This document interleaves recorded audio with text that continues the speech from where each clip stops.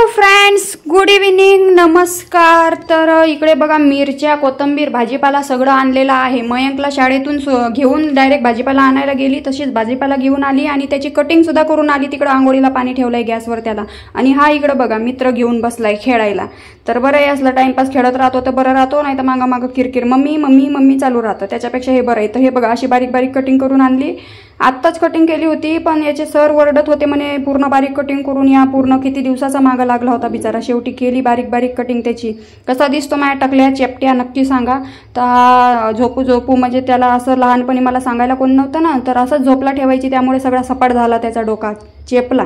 तर संध्याकाळचं शक्यतो मी चहा वगैरे पेत नाही बरं का, पण ह्या यूट्यूबच्या बायांनी एवढं डोकं खाल्लंय माझं, काय बाई यांना स्पष्टीकरण देत बसा।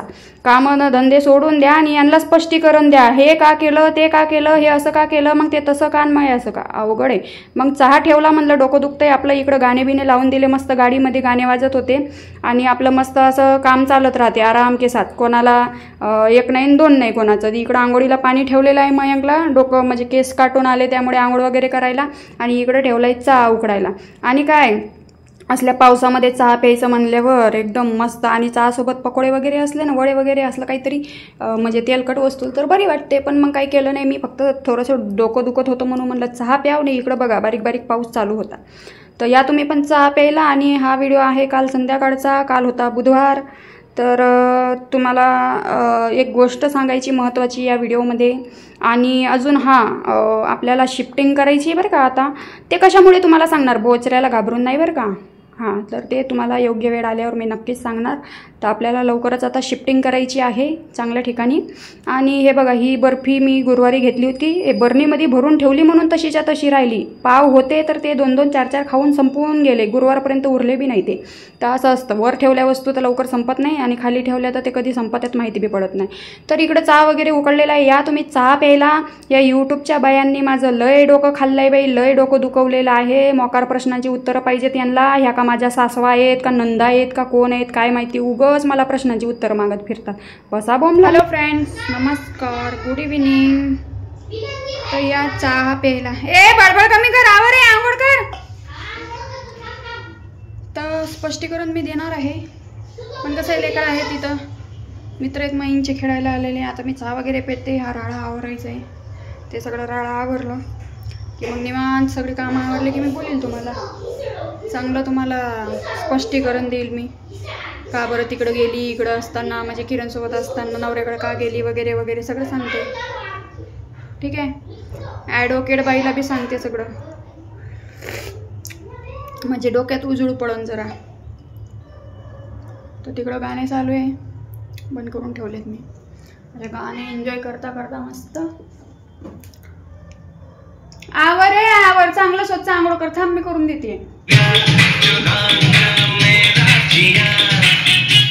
तर बघा मित्रांनो, अशा पद्धतीने मी माझं एन्जॉय करत असते। पण ह्या यूट्यूबच्या बाया आहे ना, बिनकामाचं डोकं दुखवतात माझं, म्हणून आज मला संध्याकाळचं चहा घ्यावं लागते, नाहीतर मी संध्याकाळी चहा वगैरे पेत नाही बरं का। हे डोकं दुखत होतं म्हणून थोडीशी पानी ने आग लगाई, आग लगी मन में तो दिल में तो। आपल्याला गाणे फिने येत नाही, ते तेवढे लावलेले असतात वाजते तेव्हाच। तर चला मग, स्वागत आहे तुमचं करिश्मा ऑफिशियल या यूट्यूब चॅनलवर। तर कशा सगळे मजेत ना, आय होप तुम्ही मस्त आणि मजेत असणार आहे। तर मस्त राहा, स्वस्त राहा आणि माझे व्हिडिओ बघत राहा। आणि फ्रेंड्स, आयुष्य एकदाच आहे, म्हणून मन मारून नाही तर मन भरून जगा। तर चला मग आजच्या व्हिडिओला सुरुवात करूया। तर गुड इव्हिनिंग, आज गुड इव्हिनिंग म्हणजे मी गुड इव्हिनिंगमध्ये मी व्हिडिओ शूट करत आहे। मयंकला शाळेत घ्यायला गेली, शाळेतून आणलं, तसंच त्याला कटिंग करायला नेलं, कटिंग करून आणली, परत त्याला आंघोळीला पाणी ठेवलं। आता त्याने बिचारीने आंघोळ केलं आणि गेले, दोन्ही पोरं हाकलून दिले खाली। म्हणलं खाली खेळा रे बाबा, किरकिर किरकिर लावतात, उजूड आहे तोपर्यंत खेळा म्हणलं पार्किंगमध्ये, नंतर मग ठीक आहे। तर असू द्या। आणि त्यानंतर हा राडा आवरायचा आहे, त्या अगोदर म्हटलं एक गोष्ट बोलायची होती, बोलून घ्याव। तर त्या फॅक्टच्या डोक्यामध्ये फॅट पडलेला आहे ऑलरेडी। एक मिनिट थांबा जरा, मला कशाचा आवाज आला बाई। ते हे पोरं खेळतात ना, या पोरांकडे ना बारीक लक्ष द्यावं लागते बाबा। तर त्या फॅक्टच्या डोक्यामध्ये फॅट पडलेला आहे, मग तिला उत्तर दिला, तो व्हिडिओ टाकला। त्यानंतर आता म्हणलं खूप जणांचा म्हणजे आता फॅक्टचा व्हिडिओ पाहून लोकांच्या त्या तिच्याच हां तिच्याच पर्सनली तिच्याच जे फॉलोअर्स आहेत ना काय म्हणतात त्यांना सबस्क्रायबर तर स्पेशली काय राव डोक्याला स्थान झालंय नुसतं काय मौसम हाय मस्ताना काय रे हा ठेव तिथं ठेवून येताना घेऊन ये आपल्या गाडीवर ठेव आमचे कपडे बी पडतेत बाबा काय करावा आमचे कपडे हे बघा काय मौसम झालाय राव वाव एकदम म्हणजे पाणी पाऊस जोरात आहे आमच्याकडं तुमच्याकडं कसं आहे नक्की सांगा ही आमची तुळशीबाई इकडं तुळशी नाही का तुमच्या घरामध्ये तुळशी नाही आम्ही घरामध्ये नाही आम्ही गॅलरीत तुळशी लावतो आता 2-4 रोपं बी आणायचे गुलाबाचे कशाचे पण काय अन्न होईना झाले जाते बाहेर पण लक्षात राहत नाही बाहेर गेल्यावर आता इकडं आले की ध्यानात येते बाहेर तर चला मग मौसम हाय मस्ताना गर्लफ्रेंड नसताना नाही का बॉयफ्रेंड नसताना तर तुम्हाला सांगते त्या फॅक्टवालीचे जे सबस्क्रायबर आहेत का त्यांना असं वाटतं की त्यांना प्रश्न पडलेत आता जाऊ द्या बिचाऱ्यांना गोरगरीब देऊ आपण त्यांना उत्तर तर त्यांचं म्हणणं असं आहे की तू किरणसोबत राहत होती त्यानंतर तू नवऱ्याकडे गेली नंतर तू डिवोर्स घेतला मग तू अशी कशी म्हणते तू तशी कशी म्हणते बापरे मला आहे ना ह्या यूट्यूबच्या सासवास वाटतात बघा या सासवांची उत्तरं द्यावं लागतात यांना स्पष्टीकरण द्यावं लागते काय करावं आता ती फॅक्ट तर तिच्या डोक्यातच फॅट पडलेला आहे कारण तिने ज्या पद्धतीने ते व्हिडिओ छोटे क्लिप घेऊन तिने जे टाकलेले आहेत ना मला ते बघून स्वतः हसायला आला बघा आणि तिने ऑलरेडी मेन्शन केलं आहे बरं का हे व्हिडिओ मनोरंजनासाठी आहेत तिची आणि माझी पर्सनल दुश्मनी नाही ती मला ओळखत नाही आणि मी पण तिला ओळखत नाही आणि जरी ती वकील असेल कोणतरी कमेंट केली बाई इकडं वकील बाई आहे म्हणे आणि जरी ती वकील असेल ना तर तुम्हाला सांगू का हे वकील आहे मग वकिलाच्याच नजरेने विचार करणार वकिलाच्याच नजरेने आरोप लावणार जरी ते सत्य असेल तरी ते खोटं कसं करून दाखवायचं हे वकिलाला लय जमते बरं का सत्या गोष्टीला खरं खोटं कसं करायचं कसं पाडायचं हे वकिलांना चांगलं जमतं म्हणूनच मैं सोच में थी कुछ तो गडबड है ये फॅक्ट का हां तर अशी गडबड आहे बाय वकील आहे हो बाई तू ठीक आहे वकीलगिरी तिकडं कर इकडं यूट्यूबवर बी वकीलगिरी चालणार नाही यूट्यूबवर इथं काय न्यायालय बसलेला नाही आहे काय यूट्यूबवर तुला जज भेटणार नाही ठीक आहे तू हे पुरावे तिकडं कोर्टात दाखव बाई राहिली गोष्ट पब्लिकची दिशाभूल तर कसं आहे पब्लिक जसं समजेल तसं बरं का काही लोक लयची येडे असतात ते कशा पद्धतीने सांगते तुम्हाला आता मी मागच्या वेळेस बोलली होती नवऱ्याकडे जाताना त्यावेळेस माझा डिवोर्स झाला नव्हता बरं का तर जाऊ दे सर्वात अगोदर मी त्या प्रश्नाचं उत्तर देऊन देते मग हे बघू की मी किरणसोबत राहत होती नंतर नवऱ्याकडे गेली बरोबर आहे आता किरणसोबत राहत होती नवऱ्याकडे गेली तरी पण किरणकडे आली काय होतं राहतोय प्रश्न ही अशी गडबड होते बघा आणि तुम्हाला अजून एक गोष्ट सांगू का ही बाई वकील आहे जेव्हा मी इथं पुण्यामध्ये मला डिवोर्स घ्यायचा होता तिकडे मी जायच्या अगोदर बरं का माझ्या सासरी जायच्या अगोदर मला डिवोर्स घ्यायचा होता म्हटलं पुण्यातून जर काय करू बाई या पोरांकडे लक्ष देऊ का काय करू इकडं कुत्र्याची बी भीती राहते याला म्हणलं गेटमध्ये खेळ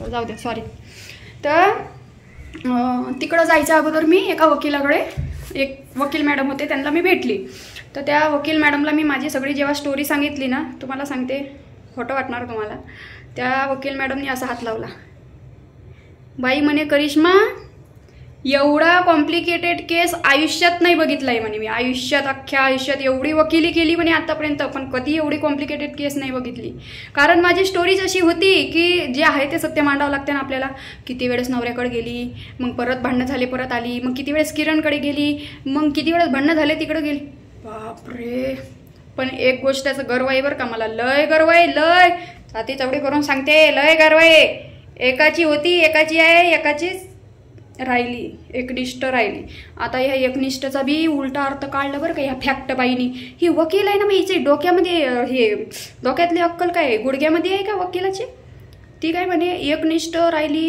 इकडं गेली तिकडं गेली एकनिष्ठ राहिली ए बाव चढेल बाई बावडट तुझी काय त्या गुडघ्यामध्ये आहे का एकनिष्ठचा अर्थ तुला कळतं का लॉयल्टी कळते का तुला एकनिष्ठ म्हणजे बाई लय ओपन सांगायला गेली ना लय अशी ओपन तर लय म्हणजे ते शब्द लय बेकार वाटतील बघा काय काय चांगले लोक व्हिडिओ बघतात त्यामुळे ते लय घाण वाटेल बघा आणि तुम्हाला सांगते नवऱ्याकडे जायची गरजच नव्हती आता तुम्हाला सांगते कोणी जायला लावलं हां, कधी कधी होते आयुष्यामध्ये. आपण कधी कधी एखाद्या व्यक्तीवर विश्वास ठेवतो ना, तेव्हा त्याच्या सगळ्या गोष्टी मानायला लागतो. मग ते मैत्रीचं नातं असो, मानलेल्या बहीण भावाचं नातं असो, किंवा मानलेले फावडे गुरुजी असो. फावडे गुरुजी नाही, ते बांग्या गुरुजी बांग्या गुरुजी असो. तर तुमच्या माहितीसाठी सांगते, मी तिकडं जायचा विचार असं फक्त थोडासा मनात आणला, तर बांग्या गुरुजीला जास्त हे झाली माझी तिकडं जाऊ म्हणून. त्या बांग्या गुरुजीने पहिला फोन लावला, दुसरा फोन लावला, तिसरा, असे 3 दिवस फोन केले, पण त्या टकल्याने काही फोन उचलले नाही बरं का. यांनी प्रयत्न लय केले, जाऊ द्या ती यायचं म्हणते. आणि तो विषय कधी झाला माहिती आहे का, ज्यावेळेस मी पुण्यामध्ये माझी डिवोर्सची केस दाखल केली आणि त्याच्या दुसऱ्या तिसऱ्या दिवशी कसं काय माझं डोकं फिरलं आणि कसं थोडंसं मनात आलं. त्यावेळेस बांग्या गुरुजी माझ्या कॉन्टॅक्टमध्ये 24 तास होते. हां, हॅलो, जेवली का, बरी आहे का, काय चाललं, हां, मला माहीतच नाही ते रेकॉर्ड करतात म्हणून माहिती असतं, मी बी रेकॉर्ड करून चांगला वाजवला असता वाजा. तर तो जाऊ द्या विषय साईडला. मग बांग्या गुरुजी, हां तिकडंच जा, तिकडं तुझं चांगलं होईल, हां या किरण्याचं काही खरं नाही. पण किरण्यासोबत सपोर्ट करत होते बरं का बांग्या गुरुजी. तरी हां किरण्याचं काही खरं नाही. किरण्याला एक सांगायचे, मला एक सांगायचे, किरण्याला पण माहिती आहे. तर किरण्याला एक सांगायचे, मला एक सांगायचे. आणि मग काय, आता बांग्या गुरुजीवर लय विश्वास होता. मग म्हटलं चला तुमच्या मर्जीने होऊ द्या, काय म्हणणं आहे तुमचं सांगा. बांग्या गुरुजी म्हणे तिथंच तुझा संसार चांगला होईल. म्हटलं चल ठीक आहे, पोरासाठी मी घेतली माघार, जे होईगा देखा जाएगा. हा बोचऱ्या तर आपल्याला काही पोसत नाही, आपल्या जीवावर बसून खातो. म्हणलं जावा शिर्डीला पोरासाठी बरं का, ऑनली पोरासाठी. एकनिष्ठ आता तुला समजलं असेल, जास्त सांगायची गरज नाही. ऑनली पोरासाठी गेली, बाकी मी एकनिष्ठच होती. कोणासोबत, बोचऱ्यासोबत. तर तो विषय जाऊ द्या, साईडला राहू द्या. त्यानंतर लय जोर आला माझी ते हापचड्डीवाली मैत्रीण.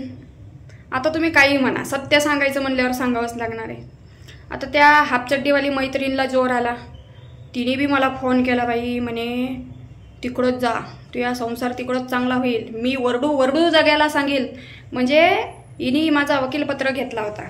वरडू जगायला सांगेल म्हणे मी, का माझ्यामुळं संसार बसला, माझ्यामुळं सगळं झालं, मग असं करून दाखव, तू तसं करून दाखव, माझं नाव नको हे करू, म्हणजे माझं नाव काय म्हणतात त्याला, बदनाम नको करू, असं माझं नाव खराब नको करू, की हिच्यामुळे गेली आणि बघा चांगलं नाही झालं. तुला जेवढं सहन करावं लागेल सगळा त्रास सहन कर बाई, पण माझं नाव काढ म्हणे. बाई त्यामुळे माझ्याशी हापचड्ड्यावाल्या बाईनी मैत्री होती तर दुश्मनी करून टाकली. या कारणामुळे दुश्मनी केली का मी तिच्या इशाऱ्यावर नाचली नाही, मी माझी चालवली. कारण कसं आहे, आपल्याला अभिव्यक्ती स्वातंत्र्य आहे. आपल्याला जे योग्य वाटते ते योग्यच म्हणायचं, जे अयोग्य वाटतं ते अयोग्यच म्हणायचं, चूकला चूक म्हणायचं, बरोबरला बरोबर म्हणायचं. हे मला बांग्या गुरुजींनी शिकवलं, तेव्हा माझ्यामध्ये तेवढी धाडस आली. तर मग तिथं गेल्यानंतर जो माझ्यावर अन्याय अत्याचार व्हायला लागला, तो जर मी जगापुढं आणला तर माझ्या हापचड्डीवाल्या मैत्रिणीला आहे ना मोकार मिरची लागली. बाई तू का त्याला शिव्या दिल्या, तू का बोलली, मी अशीच आहे बाई. तू हेच शिकलं जगासमोर कसा आपल्या घरातला तमाशा दाखवायचा, तू हेच शिकली आणि तुझ्यामुळं सगळं झालेलं आहे. ठीक आहे, तर अशा गोष्टी घडल्या.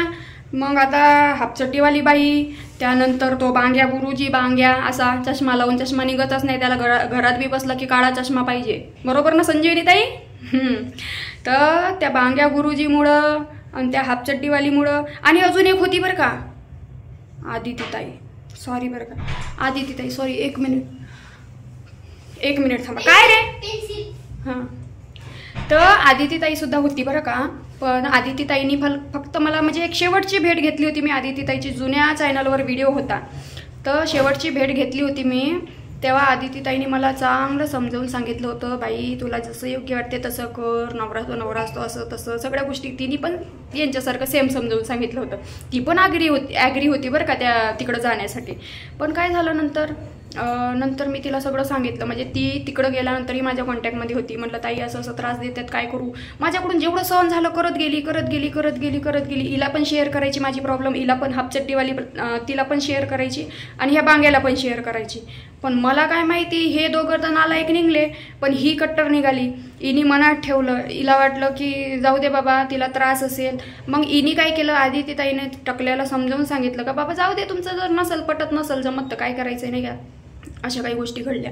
तर ते म्हणतात नाही का, ज्याला दुश्मनी करायची असते तो कसाही करतो, ज्याला दोस्ती निभवायची असते तो कसाही निभवतो. आता आदिती ताई कुठं बोलली का काही माझ्याबद्दल, तिला पण वाईट वाटलं असतं ना, करिश्मा चुकीची आहे का वाईट आहे, तिने का नाही ॲक्शन घेतलं, हे दोघंच का भडकले, याचा अर्थ तुम्हाला कळलं का? यांना असं वाटलं आम्ही लय राजा महाराजा, आमच्या भरोश्यावर करिश्मा तिकडं गेली आहे, आम्ही जसं म्हणाल तसं वागायला पाहिजे, जसं म्हणाल तसं राहायला पाहिजे. हे तर पण मायबापच बनले माझे. यांना असं वाटलं की आमचं नाव नको खराब व्हायला, आम्ही पाठवला हिला संसार करायला. मग तिला वाटलं नसेल का, ती पण तर बोलली होती जा बाई सुखाचा संसार कर, बोलली होती ना. त्या आदिती ताई काहीच नाही बोलली. कशी काय नाही बोलली? ते हे असे बिंडोक लोक. तुमच्या माहितीसाठी एवढंच सांगते, मला हाऊस नव्हती नवऱ्याकडं जायची. बांग्याने आणि त्या चड्डीवालीने हे केलं, मजबूर केलं मला जाण्यासाठी. आणि गेल्यानंतर त्यांच्या मनानुसार राहिली नाही म्हणून मला बदनाम बी केलं.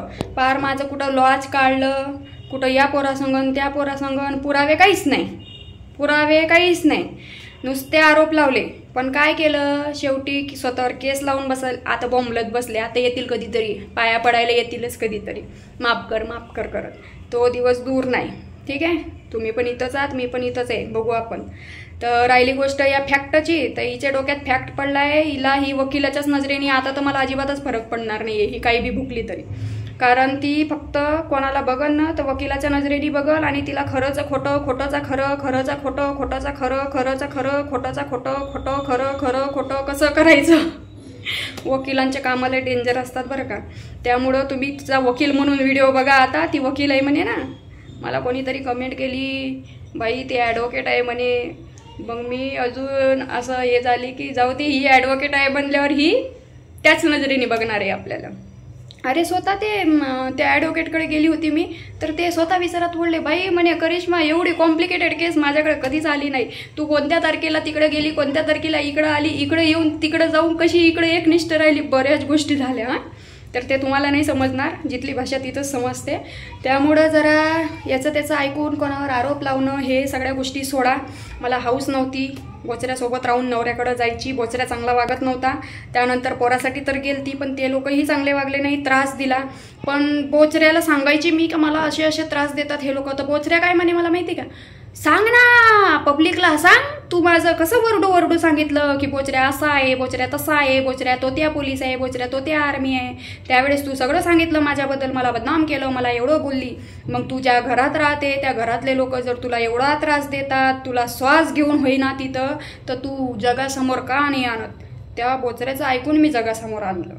मग त्या बोचऱ्याचं ऐकून, त्या बोचऱ्यामुळं त्या सांडाने मला मारलं. तर त्या सांडाचं होणारच काही ना काही. तिला तर सुट्टी नाही आहे, कर्म तर तिला सुट्टी देणार नाही. त्या सांडाला एकटीला बोलली ना तर त्या सांडानेच काय करायला पाहिजे होतं. पण त्या सांडाने जे केलं ना कांड, रात्रीच्या 12 वाजता असं पुढून वार करायचं, पुढून मागून नाही का, मागून चोरटे भुरटे जे राहतात ना ते मागून वार करतात. पुढून वार करायला ना जिगर लागतो, दम लागतो. तो फक्त माझ्यात आहे, कळलं ना. मी जे आहे ते रोखतो, तोंडावर बोलते. त्यामुळे ना करिश्मा सगळ्यांना टोचती बघा. टोचू द्या, जलने वालों की दुआ से जय हो और आगे बढ़ेंगे. ठीक आहे. किती जणांनी मला मागं खेचण्याचा प्रयत्न केला बाई, किती जणांनी. विचार करते ना, असे पाय वडलेत माझे, आपल्याच लोकांनी बरं का असे पाय वडलेत. नको करिश्मा, पुढं नको जाऊ, इथंच राहा, आम्ही इथंच आहे, तू इथंच राहा. बाई पण मी काय ते म्हणते ना, जब भगवान देता है तो चप्पर फाड़ के देता है. 6 महिन्यामध्ये, आता किती महिने झाले, हा 7 महिने पूर्ण झाले बघा या चॅनलला. माझ्या 25,000 फॉलोअर्स पूर्ण झाले याच्यावर, सबस्क्रायबर बरं का. माझा 35,000चा चॅनल घालवला ना त्या हापचड्डी बोचऱ्याच्या बहिणीने, तर बोचऱ्याच्या जीवावर आपण हे चॅनल हे करणार आहे उभं. 35K पर्यंत होस्तोर बोचऱ्याचा पिचा सोडायचा नाही बरं का. आणि राहिली गोष्ट, आता बोचऱ्या चॅनल घालवला दुसरीनी आणि जीवावर बोचऱ्याच्या कमवायच्या. त्याचा लॉजिक तुम्हाला सांगते बघा. बोचऱ्याची बहीण आणि त्यानंतर बोचऱ्यामुळे ते चॅनल केला. बोचऱ्याच्या बहिणीचं तेच म्हणणं होतं ना, नको बोचऱ्यासोबत, तू कुठेही जा आम्ही सपोर्ट करू, पण बोचऱ्यासोबत नको. तर बोचऱ्याच्या जीवावर आता बोचऱ्या तसाही काही देऊन गेलेला नाही आहे. तर बाबा फॉलोअर्स देऊन जा तुझ्या नावाचे, चला ना आम्हाला. तर चला मग, समजनेवाले को इशारा कापी. भेटू पुढच्या व्हिडिओमध्ये. बाई माझे कामं आवरायचे, हे व्हिडिओ पागल व्हायला बसली मी. तर तिकडं जावा, माझी स्टोरी ऐकावा. तिकडं बी बोचऱ्याची स्टोरी तुम्हाला माय लाईफ मयंक या यूट्यूब चॅनलवर ऐकायला भेटेल. बाकी जे काही करायचं आहे बंदोबस्त एकदम ओकेमध्ये करू आपण. आणि त्या फॅक्टवालीला आली वेळ तर तिला बी मध्ये टाकू. तिची वकीलची डिग्री कशी काढायची ना ते आमच्या हातात आहे. ठीक आहे. तर चला मग भेटू पुढच्या व्हिडिओमध्ये. तोपर्यंत मस्त राहा, स्वस्त राहा. व्हिडिओ आवडला असेल तर लाईक करा. Bye bye, good night.